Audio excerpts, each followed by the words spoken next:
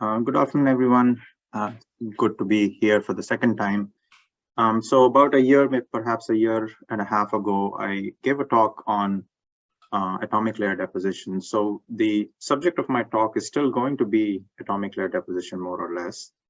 But I'm going to introduce the subject, but then kind of focus on how have we kind of branched out from depositing thin films with atomic scale precision on flat substrates to something as complex as powders.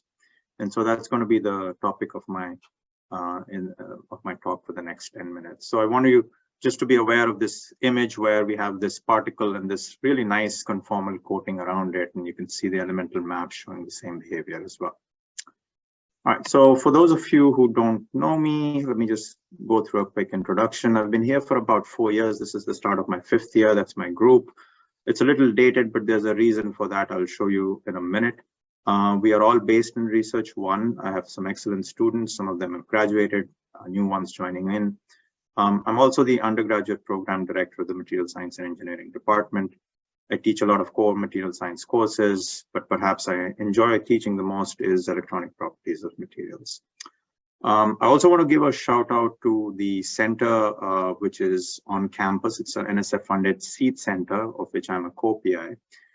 This center is called Partnerships for Research and Education in Materials. So they've given us a 3-year time period to kind of prove what we can do with that seed money before they'll fully fund us. So we're in a very critical phase of our center at this point.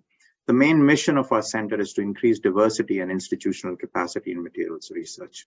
And what we do here is we partner with PIs at the University of Washington. They have a MRSEC there. So for those of you who don't know what a MRSEC is, it's a Material Research Science and Engineering Center. It's a very prestigious center at the University of Washington.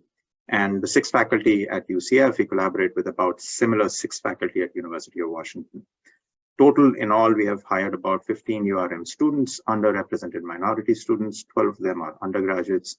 3 of them are graduates. We're always looking for new undergraduate and graduate students as well. Before I move on, I just want to point out that 2 of my students, one of them an undergraduate, and my graduate student, Sasha, they were both recipients of the GEM fellowship this year out of the 7 students who were selected for from UCF. So that was a pretty nice thing to see that your students are getting nationally recognized. So instead of explaining to you what ALD really is, I want to kind of put ALD in a research context at this point. I'm sure many of you have followed this, the recent trend coming from the semiconductor field, where Congress as well as the president has signed a huge bill called the CHIPS Act. And of course, companies have followed suit as well. That is Micron Technologies investing about $40 billion, Intel announcing a new fab in Ohio, and of course, NSF and other funding agencies deciding that this is the place to start reinvesting. So in that context, I just want you to remember that in the early 1990s, the United States had about 37% of the market share in the semiconductor chip business. By the time 2020 hit, we were down to about 12%. So in about 30 years, that dominance in the semiconductor field completely got eroded. And I say that with a little bit of a personal touch as well, because I was involved as a full-time engineer working for Micron Technologies for 6 years. So I literally saw the downward slide of the semiconductor industry in the US as things were happening. But let's not get into the details of that. What I really want to focus on is the heart of all of this news, and where the science and engineering really plays a huge role is in this transmission electron microscopy image that I'm showing you. And this is essentially called a field effect transistor. For those of you who don't know this, this is Intel's latest, I wouldn't say latest, it's kind of dated because you can see 10 nanometers is the gate length. But this is where the latest technology of making transistors is. So the transistor consists of this little thing that's sticking out called the fin. It's typically a silicon germanium alloy, and coating around it are functional and very highly advanced and very specific films that provide the functionality for the field effect transistor to work. And all of these films are deposited through atomic layer deposition. So that's the context of my research. So in short, basically, advanced processes and materials drive our national competitive advantage in semiconductors. And so this is squarely in where we do our research. We do a lot of process and materials engineering. We study the science of ALD, and we come up with new processes that help make better materials. So just as a quick backdrop to what ALD is, I'll show you a quick cartoon. Many of you may have seen this before, but it's not a bad idea to kind of go back and kind of, for people who are not initiated with chemistry, don't worry about it. It's just a cartoon, and I'll kind of follow it up as this cartoon proceeds. So imagine you're trying to deposit aluminum oxide, and that's given by this formula Al2O3. And you have two different molecules that you're going to blow into a chamber. And this is the molecule trimethyl aluminum that has the aluminum in there, and the water, of course, is what is called the co-reactant. So when I place an ALD process, and what ultimately happens is you pretty much pulse the trimethyl aluminum in. It reacts with the hydroxyl groups that's sitting on a flat substrate, let's say silicon, and it produces methane. And that methane is, of course, a gas, so it can be blown away.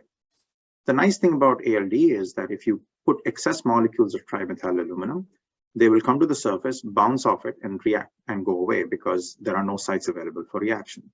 And so now if I pulse water in, that's my second pulse, which is the co-reactant, the water will then again react with the methyl groups sticking on the surface, produce more methane, and go away. And so what you've seen in this cartoon is in one pulse of trimethyl aluminum followed by one pulse of water, you're able to grow one monolayer of aluminum oxide. And this is key for you to understand because ALD, as the word says, atomic layer deposition, provides us the fidelity to grow material one monolayer at a time. All right, so knowing this, let me just quickly show you a couple of case studies that we have been doing. Now, all of this example that you're seeing here, of course, was done on a flat substrate. So what's really unique about the research arm that we are now extending out is that instead of looking at flat substrates, we are actually looking at powder substrates.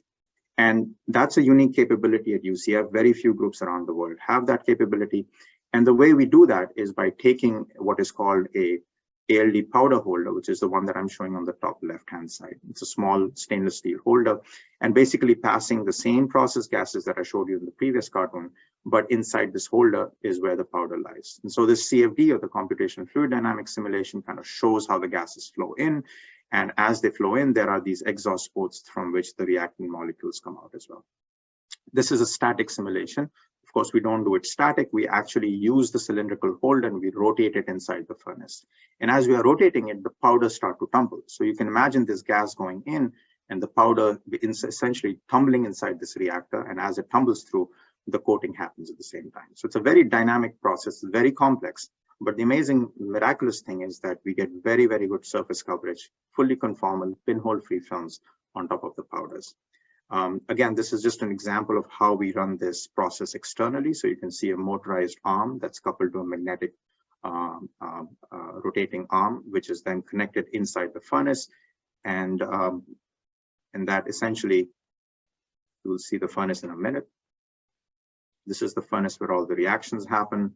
The precursor molecules are blown in from here. And of course, all of this is computer controlled. I'm going to talk about three very specific case studies of how we have used ALD of powders to essentially solve some very basic problems. So this first example I'm showing is a collaboration that I have with Professor Kathleen Richardson's group. They're essentially interested in making lasing fibers. So this is a fiber where the matrix is built out of this glass called arsenic sulfur selenide. But inside this glass matrix resides these lasing particles, these iron doped zinc selenide particles. The issue was when they fabricate this, it goes through a high temperature process. So as you're drawing this fiber out, it's a high temperature process for homogenizing the fibers. What ends up happening is you get gunk out of this.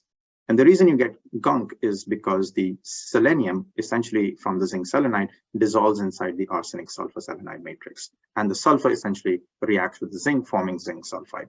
So you lose all the lasing properties of this fiber. And so what we came back and suggested that they do is basically use atomic layer deposition, put a very, very thin layer around the iron doped zinc selenide powders. So this is what happens before ALD. and we coat the zinc selenide particles with aluminum oxide. You can again now recall the first images that I showed you before, a very, very super conformal film. There are no pinholes, acts like a superb diffusion barrier. And now if you do the same process, you draw the fiber out using arsenic sulfur selenide as a matrix and iron doped zinc selenide as your lasing particle, you get these really nice biphasic microstructure, clearly showing that the iron doped zinc selenide is surviving the high temperature process. And of course, to finally test whether this fiber works or not, on the lower left, on the lower right-hand side, I'm showing you a graph where you're pumping the lathe and you're seeing pumping the fiber and you're seeing the lasing action coming out as well. So the bottom line is that you can use ALD coatings as diffusion barriers. And in this particular instance, the diffusion barrier was so thin that if it effectively prevented the reaction of the selenium and the sulfur from reacting with the zinc. But at the same time, what was even more important was these barriers were so thin that they did not affect the optical properties or the scattering properties of the fiber themselves. So that's really truly the power of ALD that we bring to the table when people have issues where one material is dissolving inside the other. My second case study is mostly is with respect to the REACT cluster, which I'm part of, the FCI. And in this particular instance, I'm going to pick up one of the examples. This is from Professor Xiaofeng Feng's group, who works in physics, but also part of a REACT cluster, where we are basically decorating some of his catalyst particles with precious metal, in this case, ruthenium, to be deposited on carbon. And you can see the size distribution that we are actually able to achieve with ALD. We can go from all the way from 2 nanometers, 3 nanometers, 4 nanometers, 6 and 8. And as the size grows, you can see through these microscopy images that the particle sizes are indeed growing as well. And it's really important to have this kind of control over your precious metal catalyst, because of course precious metal costs are expensive, so you want to have a fine control. But from a scientific perspective, it really helps us parse out the catalytic mechanisms in these systems as well. So just to give you an example, that each one of these systems, they are size-specific crystals, and as they form, they have very specific facets. And so this is coming from the Dept calculations that our collaborators did. And you can see that different planes are colored differently. And because they're colored differently, they have different reactivities as well. And so what's really important here to realize is that if you now start taking these different catalysts with different sizes of ruthenium on them, you get very different reactivities as well. And so you can optimize precisely what your ruthenium particle size must be in order for you to get some very specific reaction to occur at very high efficiencies. So once again, without wasting a lot of raw material, you can conduct these experiments and kind of narrow down on what exact size distribution you really need for your catalyst systems. Again, not possible with other deposition techniques. The last one is a kind of a really neat idea that we've been playing with for the last couple of years. And this is related to the disease called inflammatory bowel disease. I'm not a medical person, so I don't know a lot about it, but I at least know the problem in the context of this work. And the idea is that in IBD, specifically whether you're dealing with Crohn's disease or ulcerative colitis, it really depends where the inflammation really is. It could be closer to the stomach where the pH is very low. It could be closer to the rectum where the pH is very high, or close to neutral. And so in the market, if you were suffering from IBD, you would have two different kinds of drugs. One which are pH dependent, which I'm showing over here as a orange curve, and another which is time dependent, which basically releases, doesn't matter what the pH is, over time, which is the green and the blue curves. However, there is no drug available that can do both of these effects simultaneously. And that is important, especially for ulcerative colitis or even for Crohn's disease, which happen close to the stomach. You want things to be released slowly, but even at specific pHs. Otherwise, people who have Crohn's disease end up taking a lot more medicines. And so we approach this problem the same way like we have done before in the previous two case studies. We took the main pharmaceutical ingredient of importance, which is called 5-amino salicylic acid, and we basically coated it with ALD. And you can again see this very high superbly conformal film that we can get, and then use them to essentially study the release rate of this drug molecule. And you can see that using two different chemistries, you can get very, very different release rates over time. So as a comparison, I'm showing you the control as gray, but the red and the blue are the two film chemistries that we are using. Film 1 doesn't yield any release at all, but film 2, after a certain amount of time, it starts to release the drug itself. So again, control over film chemistry, that can be a pH-dependent dissolution, and by controlling thickness, you can make it time-dependent dissolution as well. So ideas like these are what makes ALD of powders very, very special. We did receive a jumpstart funding last year, and hopefully we'll have a dedicated powder ALD system starting at UCF by January 2023. The main advantage is, instead of having a rotatory barrel reactor, this will be a fluidized bed reactor. So everything will be, the gases will be coming in from the bottom and pushing out through the bed and coating all the particles. And of course, we can make tens of grams of quantities of powder coating possible instead of just 1 gram, which is what our capability is right now. So I think I've gone over about 10 minutes of my time, Subit. I'm just going to go to the last slide. I definitely want to acknowledge our funding agencies, NSF, AFSR, and Semiconductor Research Corporation. I work very closely with semiconductor companies as well, so UGenus and EMD Performance Materials.